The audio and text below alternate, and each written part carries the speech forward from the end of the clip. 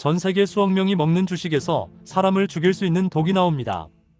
그런데 더 이상한 건 이 독이 들어있는 음식이 지금도 전 세계 수억 명의 주식이라는 겁니다. 아이부터 어른까지 매일 먹고 있다는 거죠. 이야기가 멀게 들릴 수도 있겠지만 우리는 이미 이 독을 아주 일상적으로 먹고 있습니다. 이것은 타피오카 펄입니다. 버블티에 들어가는 그 쫄깃한 검은 구슬. 대부분 한 번쯤은 드셔보셨을 겁니다. 달콤하고 쫄깃하고 묘하게 중독적인 식감.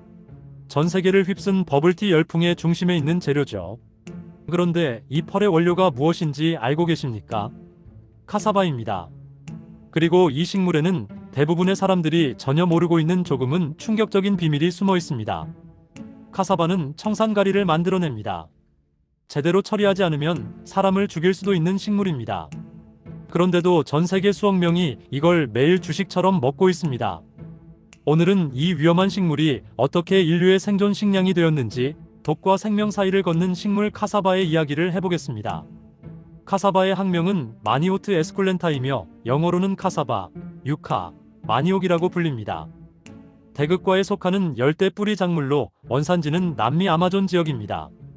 수천 년 전부터 아마존 원주민들이 재배해왔고 지금은 아프리카와 남미, 아시아 전역에서 자라고 있습니다. 전 세계 생산량은 연간 약 3억 톤으로 쌀과 밀, 옥수수 다음으로 중요한 탄수화물 공급원입니다. 카사바는 키가 1m에서 3m까지 자라며 우리가 먹는 부분은 땅속에서 자라는 굵은 뿌리입니다. 하나의 뿌리는 1kg에서 많게는 10kg까지 자라며 겉은 거칠고 갈색이지만 속은 하얀 전분 덩어리입니다. 고구마와 비슷해 보이지만 문제는 그 안에 있습니다.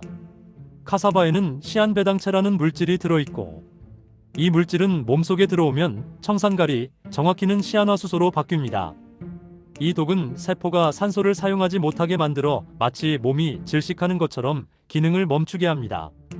카사바에는 단맛이 나는 종류와 쓴맛이 나는 종류가 있는데 단맛 카사바에는 시안배당체가 적고 쓴맛 카사바에는 훨씬 많은 양이 들어 있습니다. 쓴맛 카사바를 아무 처리 없이 먹는 것은 목숨을 거는 일과 다르지 않습니다. 그렇다면 사람들은 당연히 단맛 카사바를 먹을 것 같지만 현실은 정반대입니다. 실제로 전 세계에서 더 많이 재배되는 것은 쓴맛 카사바이며 특히 가난한 지역일수록 그렇습니다. 이유는 아주 현실적입니다. 쓴맛 카사바는 더 크게 자라고 수확량이 많으며 병충해에 강합니다. 독이 많기 때문에 벌레도 동물도 잘 먹지 않고 저장도 오래되어 쉽게 썩지 않습니다. 반대로 단맛 카사바는 수확량이 적고 벌레 피해가 많으며 빨리 상합니다. 경제적으로는 위험한 쪽이 훨씬 유리합니다. 그래서 식량이 가장 절실한 사람들이 가장 위험한 식물을 선택하게 됩니다. 이 선택의 결과로 중독 사고는 지금도 계속 발생합니다. 급성 중독이 오면 두통과 어지럼증, 구토가 나타나고 호흡이 가빠지며 심장이 불규칙하게 뛰기 시작합니다. 심하면 경련이 오고 의식을 잃으며 해독제는 없습니다. 더 무서운 것은 만성 중독입니다. 제대로 처리하지 않은 카사바를 장기간 먹으면 콘조라는 병에 걸릴 수 있고 어느 날 갑자기 다리가 마비되어 걷지 못하게 됩니다. 주로 어린이와 젊은 사람들에게 발생하며 한 번 걸리면 회복이 거의 불가능합니다. 그런데도 사람들은 카사바를 포기하지 않습니다. 카사바는 다른 작물이 모두 죽는 환경에서도 혼자 살아남기 때문입니다. 카사바의 뿌리는 3m 이상 깊이 내려가 다른 작물들이 닿지 못하는 지하수까지 찾아 물을 끌어올립니다. 잎은 왁스로 코팅되어 있어 강한 햇볕 아래에서도 수분을 쉽게 잃지 않습니다. 밤이 되면 카사바는 기공을 열어 이산화탄소를 저장하고 낮에는 기공을 닫은 채 그 저장된 이산화탄소로 광합성을 합니다. 물 손실을 최소화하기 위한 완벽한 전략입니다. 독은 또 하나의 무기입니다. 초식동물들은 한 입 베어 물고 다시는 돌아오지 않으며 카사바는 경쟁자가 없는 땅에서 느긋하게 자라납니다. 심는 방법도 독특합니다. 씨앗이 필요 없고 줄기를 잘라 땅에 꽂기만 하면 뿌리가 내립니다. 수확 시기도 자유롭고 땅속에 오래 두어도 썩지 않아 땅 자체가 저장고가 됩니다. 이런 특성 덕분에 카사바는 가뭄과 기근 속에서 사람들을 살려왔습니다. 사람들은 수천 년에 걸쳐 이 독을 다루는 방법을 배웠습니다. 껍질을 벗기고 물에 담그고 발효시키고 말린 뒤 열을 가하면 치명적이던 독은 거의 완전히 사라집니다. 카사바는 아마존에서 시작해 16세기 유럽 탐험가들을 통해 아프리카로 전해졌고 노예 무역과 함께 대륙 전체로 퍼졌습니다. 현재 아프리카는 전 세계 카사바 생산량의 약 60%를 차지하며 나이지리아는 연간 약 6천만 톤을 생산하는 최대 생산국입니다. 아시아에서는 태국이 세계 최대 카사바 전분 수출국이 되었고 베트남과 인도네시아, 필리핀에서도 널리 재배됩니다. 제2차 세계대전 당시 쌀이 부족했던 지역에서는 카사바가 기아를 막는 중요한 역할을 했습니다. 한국에 카사바가 들어온 것은 비교적 최근으로 1990년대 후반 동남아 음식이 소개되면서부터입니다. 처음에는 태국과 베트남 식당에서만 볼 수 있었지만 2000년대 들어 대만에서 시작된 버블티 열풍과 함께 타피오카 펄이 대중화되며 카사바는 우리 일상 속으로 들어왔습니다. 현재 한국에서 소비되는 카사바는 대부분 전분이나 냉동 상태로 수입되며 이미 껍질과 독성이 제거된 안전한 상태입니다. 대형마트에서는 냉동 카사바를 쉽게 구할 수 있고 동남아 식품점에서는 카사바 가루와 칩도 판매됩니다.